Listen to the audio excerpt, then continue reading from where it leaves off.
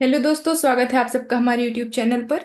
तो जैसा कि पीएचडी रजिस्ट्रेशन या पीएचडी के लिए एप्लीकेशन फॉर्म का जो सीरीज है वो हमारी चल ही रही है। तो इसी सीरीज में आज का जो वीडियो है ये है आपका एनआईटी वारंगल से।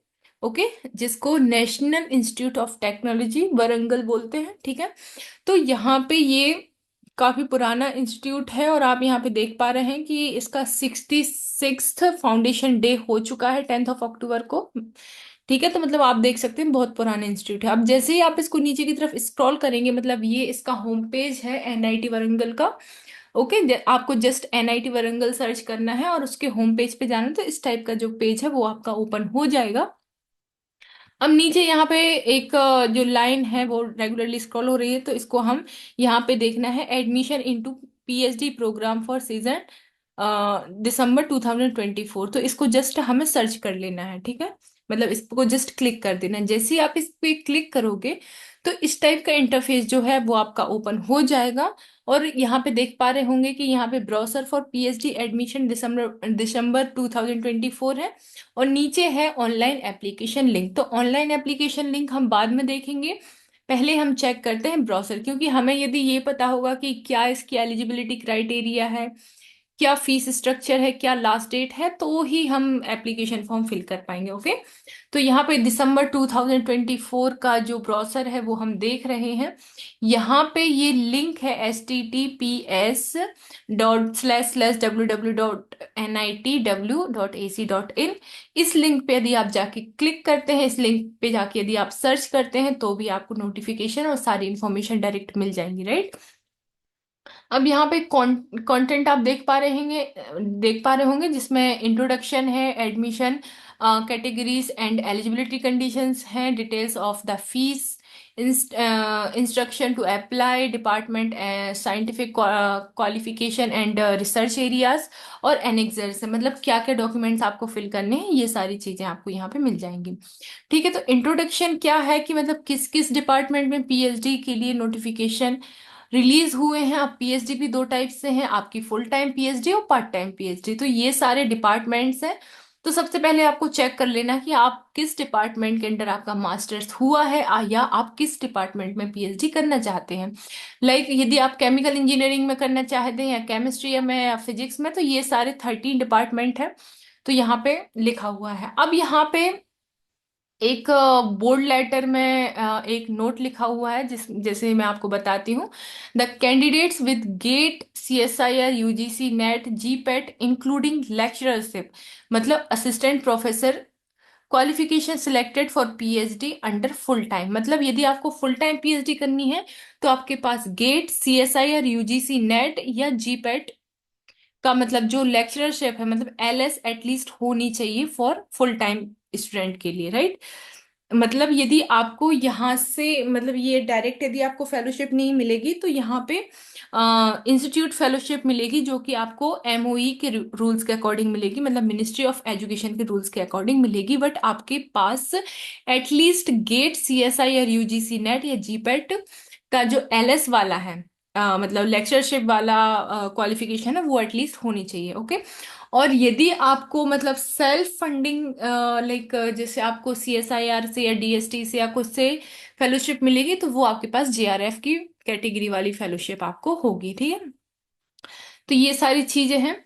अब इसके बाद जो भी एप्लीकेशन फॉर्म फिल होगा वो ऑनलाइन मोड में होगा। देखिए यहाँ पे फॉर्म जो है वो 25 पेज का ये ब्राउसर है। तो मैं सिर्फ आपको इम्पोर्टेंट पॉइंट्स बताने वाली हूँ।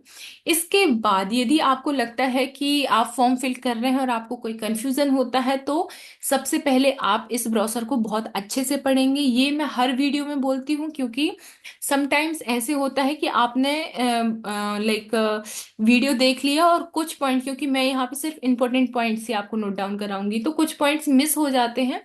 तो आप पहले उसको बहुत अच्छे से पढ़ेंगे, उसके बाद ही चाहे कोई भी एग्जाम फॉर्म हो या कोई भी फॉर्म आप फिल कर रहे हैं, तो ही आप फॉर्म फिल करेंगे, राइट। अब जैसे सबसे पहले तो मतलब जो भी डॉक्यूमेंट सबमिशन या जो भी फॉर्म फिलिंग होगी वो आपका ऑनलाइन मोड में होगा। सेकंड है आपकी इंपॉर्टेंट डेट्स की यदि बात करूं तो 7 तारीख से आपका फॉर्म फिलिंग स्टार्ट हो चुका है, और 25 आपकी लास्ट डेट है, 25 ऑफ अक्टूबर। तो टाइम बहुत कम बचा है आपके पास, 3 से 4 दिन ही है। तो आप यदि इसमें एलिजिबल हैं तो you can fill the form. इसके बाद शॉर्ट लिस्ट आपकी 6 अगस्त को, मतलब सॉरी अगस्त बोल रही हूँ, 6 नवंबर को आपकी जो शॉर्ट लिस्ट है वो आ जाएगी। इसके बाद रिटन टेस्ट या इंटरव्यू होगा, जो कि 11 नवंबर से 14 नवंबर के बीच में होगा। ठीक है, तो आपको वेट करना पड़ेगा कि आपका शॉर्ट लिस्ट हुआ है, या यदि आपका शॉर्ट लिस्ट हुआ है तो आपका इंटरव्यू किस स्टेट में है। अब इसके बाद जो स्टूडेंट सिलेक्ट होंगे, ठीक है, तो उनका जो सिलेक्टेड स्टूडेंट्स का जो अनाउंसमेंट है वो 2 फेज में होगा। फेज 1 में का जो अनाउंसमेंट है वो 19 नवंबर को होगा, और फेज 2 का अनाउंसमेंट वो 25 नवंबर को होगा। और ये अनाउंसमेंट, फेज 2 का अनाउंसमेंट तब होगा जब फेज 1 के अनाउंसमेंट में स्टूडेंट्स मतलब वैकेंसी कुछ जो है वो बचेंगी। ठीक है। अब इसके बाद एलिजिबिलिटी कंडीशंस की बात कर लें तो सबसे पहले 2 कैटेगरीज हैं, आपको पता है, एक फुल टाइम पीएचडी है और एक पार्ट टाइम पीएचडी है। तो फुल टाइम पीएचडी के लिए मैक्सिमम एज लिमिट जो है वो 30 ईयर्स तक है for general EWS, general and general EWS category के लिए। 33 ईयर्स है आपकी ओबीसी एनसी एनसीएल के लिए, 35 ईयर्स है आपके एससी एसटी पीडब्ल्यूडी या फीमेल कैंडिडेट के लिए। ठीक है। Full time PhD, full time government या semi government fellowship awardees QIP, FIP, CSIR, UGC, DST, DBT और इंस्पायर एक्सेट्रा, आपकी जो फेलोशिप्स हैं वो फुल टाइम पीएचडी के अंडर आएंगी। इसके बाद फुल टाइम प्रोजेक्ट फेलोज के लिए या जेआरएफ एसआरएफ जो है अपॉइंट होंगे, वो आरएनडी के प्रोजेक्ट के अंडर वर्क करेंगे। इसके बाद ये सारी चीजें हैं, ये आप पढ़ लेंगे, सेम वही है, सिर्फ फेलोशिप के अकॉर्डिंग ये वाली चीजें हैं। यदि आपका गेट, यूजीसी, सीएसआर या इंस्पायर, मतलब यदि आप सेल्फ फाइनेंस्ड हैं, मतलब यदि आप कहीं से मतलब आप किसी इंडस्ट्री से या फिर आपको कहीं और से आपको फेलोशिप मिल रही है, या आप सेल्फ फाइनेंस अपनी पीएचडी करना चाह रहे हैं, तो आपको गेट, यूजीसी, सीएसआईआर वगैरह आपके लिए मैंडेटरी नहीं होंगे। इसके बाद पार्ट टाइम पीएचडी की यदि बात करें तो यहाँ पे permanent faculty from private academic institution, मतलब यदि आप प्राइवेट सेक्टर में कहीं पे वर्क कर रहे हैं तो भी आप और परमानेंट पोजीशन पे है तो भी आप पार्ट टाइम पीएचडी कर सकते हैं। दूसरा है आपका permanent and contractual faculty from educational institute, वो भी आप यदि आप परमानेंट हैं या फिर कॉन्ट्रैक्ट बेस पे हैं और यदि किसी एजुकेशनल इंस्टीट्यूट में हैं तो भी आप पार्ट टाइम पीएचडी के लिए अप्लाई कर सकते हैं। इसके बाद permanent employees from private industries with R and D facilities members, तो भी आप इसके लिए अप्लाई कर सकते हैं पार्ट टाइम के लिए। तो ये यदि आपको अप्लाई करना है तो ये आप देख लेंगे। ठीक है, नोट आप खुद से पढ़ लेंगे क्योंकि ये बहुत सारे पॉइंट्स हैं और ये सारी चीजें लगभग सेम ही है कि आपके पास नो ऑब्जेक्शन सर्टिफिकेट हो, अप्रूवल हो, और ये सारी चीजें तो वो आप देख लेंगे। इसके बाद यदि मैं एलिजिबिलिटी की बात करूं तो यहाँ पे डिपार्टमेंट वाइज एलिजिबिलिटी क्राइटेरिया दिया हुआ है। मैं किसी एक का बता देती हूँ, बाकी यदि आप किसी पर्टिकुलर डिपार्टमेंट से रिलेट करते हैं तो आप उसका पढ़ लेंगे। सबसे पहले इंजीनियरिंग डिपार्टमेंट की यदि मैं बात करूं तो candidate with a minimum of 60% aggregate mark, मतलब आपके 100 में से 60% एटलीस्ट मार्क्स होने चाहिए, या 6.5 सीजीपीए होना चाहिए at both UG and PG for general EWS और ओबीसी एनसीएल कैटेगरी के लिए। और यदि मैं आपकी एससी एसटी या पीडब्ल्यूडी कैटेगरी की बात करूं तो आपके पास 55% मार्क्स होने चाहिए या 6 सीजीपीए होना चाहिए। इसके बाद ये आपका गेट क्वालिफाई होना मैंडेटरी है। ठीक है, फॉर फुल टाइम पीएचडी। और यदि आप पार्ट टाइम पीएचडी करते हैं तो इसके लिए गेट क्वालिफाई करना मैंडेटरी नहीं है। ठीक है। इसके बाद candidate with bachelor degree in engineering और technology with valid GATE score can like apply for this full-time PhD with CGPA of 7/10। Okay, और आपके मार्क्स 65% होने चाहिए। इसके बाद यदि आपका CGPA 6.5 या 60% मार्क्स आप स्कोर कर रहे हैं तो भी आप बैचलर के बाद डायरेक्ट इसके लिए पीएचडी के लिए अप्लाई कर सकते हैं, बट आपके पास वैलिड गेट स्कोर होना चाहिए। लेकिन यदि किसी के पास गेट स्कोर नहीं है तो वो पार्ट टाइम के लिए अप्लाई कर सकता है। ठीक है। अब यहाँ पे एक नोट लिखा है, please refer to department specific qualification, department such as biotechnology, chemical engineering, metallurgy and material engineering also consider MSc candidate. However, GATE, UGC, CSIR, NET, GPAT qualification is mandatory for MSc और M pharma candidate. ठीक है।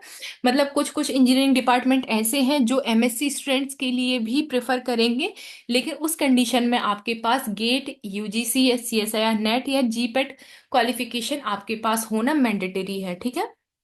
तो ये एक common eligibility criteria हो गया आपका engineering department के लिए, जिसको अभी मैं समराइज कर देती हूँ। सबसे पहले तो आपके पास मास्टर्स डिग्री होनी चाहिए और अंडर ग्रेजुएशन डिग्री होना चाहिए, और दोनों में आपके पास 60% एग्रीगेट मार्क्स होना चाहिए या 6.5 सीजीपीए होना चाहिए। ये है आपका जनरल कैटेगरी के लिए। और SC ST और PWD कैटेगरी के लिए आपके 55% मार्क्स या 6.0 CGPA होना चाहिए। इसके बाद यदि आप फुल टाइम PhD कर रहे हैं तो आपके पास गेट क्वालिफिकेशन होना मैंडेटरी है, और यदि आप पार्ट टाइम PhD करना चाहते हैं तो गेट क्वालिफिकेशन मैंडेटरी नहीं है। ठीक है। अब ऐसे ही साइंस डिपार्टमेंट का यहाँ पे ब्रोशर है, ऐसे ह्यूमैनिटीज का है और डिपार्टमेंट ऑफ मैनेजमेंट का। तो यदि आप इनमें से किसी डिपार्टमेंट से बिलोंग करते हैं तो आप प्लीज एक बार इन चीजों को पढ़ लीजिएगा।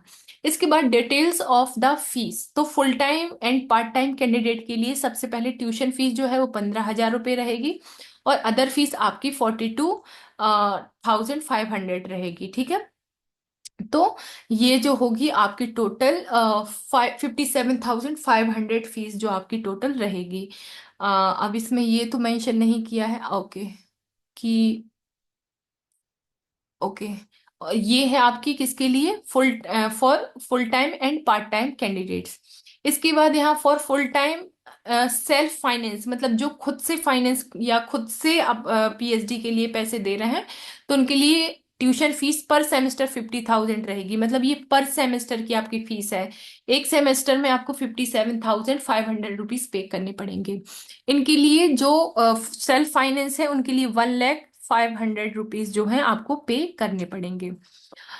और यहाँ पे one time payment at the time of admission आपको 30,000, वन टाइम पेमेंट मतलब जो स्टार्टिंग में होती है पेमेंट एडमिशन के टाइम पे, तो वो आपको 30,000 करने पड़ेंगे।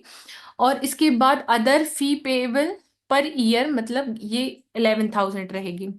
तो इसमें सारे चार्जेस लिखे हुए हैं, जैसे IT यूजर चार्जेस कितने हैं, department of society fees charge कितने हैं, स्टूडेंट एक्टिविटी फंड के कितने हैं, स्पोर्ट्स एंड एक्टिविटी के कितने हैं, हेल्थ सर्विसेज के कितने हैं। तो ये सारी चीजें आपकी रहेंगी। इसके बाद कॉन्वोकेशन एंड थीसिस फीस, आपकी कॉन्वोकेशन में 2,500 रुपये रहेगी, और थीसिस की फीस आपकी 5,000 रुपीज रहेगी। इसके बाद थीसिस इवेल्युएशन की फीस आपकी 35,000 रुपये रहेगी, तो जो कि आपको फिफ्थ सेमेस्टर में देनी होगी। तो ये सारी चीजें होंगी। अब इंस्ट्रक्शन टू पे, यहाँ पे PhD यदि फुल टाइम PhD कर रहे हैं तो आपके लिए ये वाली लिंक एक्टिवेट रहेगी। तो ऐसी हर कंडीशन के लिए आपके पास यहाँ पे लिंक्स जो है वो इन्होंने मेंशन की गई है।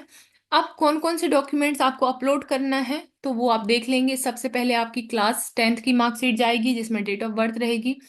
क्लास 12th की मार्कशीट जाएगी।